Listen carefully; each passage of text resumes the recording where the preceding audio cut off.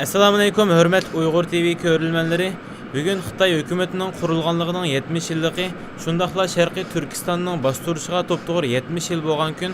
Mən muş münasibət bilan bugün Xitay konsul aldıda namayış edilib berildi. Hazır namayışda naq meydan görünüş berimiz.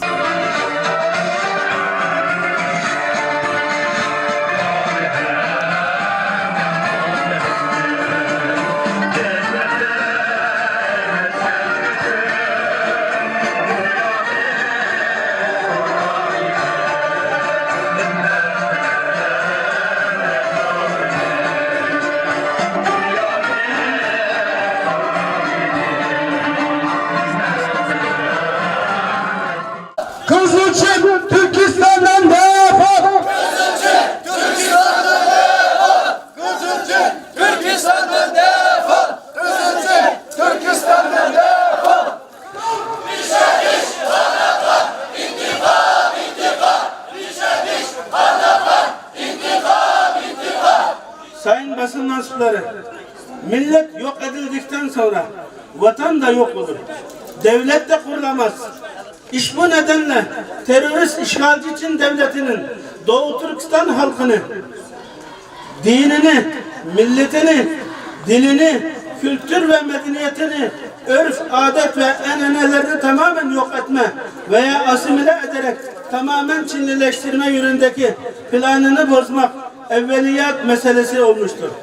Sayın Cumhurbaşkanımızın mesele ile ilgili bizzat alakadar olup Çin Nazi kampları ve çeşitli hapishane ve zindanlarda tutulan milyonlarca Doğu Türkistanlı mazlum ve çaresiz kardeşlerimizin serbest kalması ve Nazi kampların kapatılması için diplomatik bir girişim ve gerekli adımların atmalarını arz ederiz. Nazi kampları kapatılsın! Nazi kampları kapatılsın! Nazi kampları kapatılsın! Hürmetli kardeşler, kanxorluqning, yavuzluqning, bütün dünyadaki insaniyetning düşmanı bo'lgan bu komünist zalimlarning 70 yılligini la'natlash uchun bu yerga keldik. Qarindoshlar, bu 70 yil bizga nimani ko'rsatdi bilamsizlar? Men o'zim Sharqi Turkiston Ulamolar birligi a'zosi bo'lganlikdan bu vaqtdagi dinning hukmini so'zlayman qarindoshlar. Bizning dinimizda agar bir tajovuzchi kafir bir musulmonning bir g'ayrish yerini besib olgan kunisi har qanday ayol, cho'ng kichik, qari yosh barliq musulmonlarga Allohga iymon etgandikinlar shu zolimni qo'g'lab chiqarish uchun kurash qilish, en yuqorisi qurolliq jihad qilish, en tövni mushundaq namoyishlarga chiqib zolimlarga la'nat o'qish farz ayni hisoblanadi qarindoshlar. Şöyle diyelim, Türk halkı arkanızda, Türk halkı yanınızda, bizler kardeşiz en başta. Siyasetçilerimiz dengeler uğruna, siyasi dengeler, küresel dengeler uğruna şimdilik susuyor, ses çıkarmıyor gibi görünse de emin olun sadece Türk halkı değil, bütün Müslüman dünyası sizinle beraber acınızı paylaşıyor. Maalesef bugün burada 70. yılı acıyla anıyoruz maalesef. Fakat Doğu Türkistan'ın güçsüz ve umutsuz olduğunu düşünmeyin lütfen. Çünkü karanlığın en sert olduğu yerde aydınlık başlar. Bunu unutmamak lazım. Elimizde imkanlar, elimizde fırsatlar var. Ama önce bir acıdan bahsedelim. Adını koyalım. Yapılan şeyin adı soykırımdır. Yapılan şeyin adı soykırımdır. Hatırlayın, belki tarih kitaplarında okumuşsunuzdur. Nazilerin konsantrasyon kampları bir günde dönmedi gaz odalarına.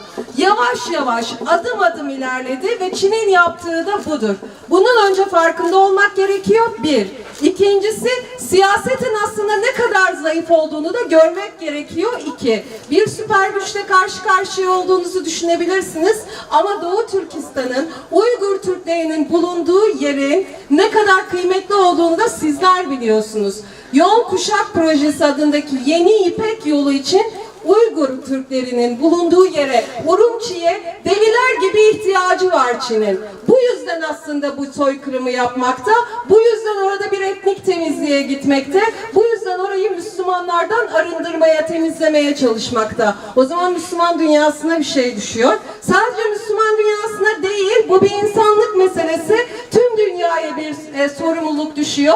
Diyecekler ki dünyanın 2/3'ünü, dünyanın nüfusunun 2/3'ünü bir araya getirmek istiyorsan önce Urumçi'nin hakkını, önce Doğu Türkistan'ın hakkını teslim edeceksin. Mücadele edeceğiz, dünyayı buna zorlayacağız. Eninde sonunda para değil, insanlık kazanacak inşallah. Ya şimdi bizdeki Şərqi Türkistan asareti siz degende 70 yıl oldu işgaliyetke.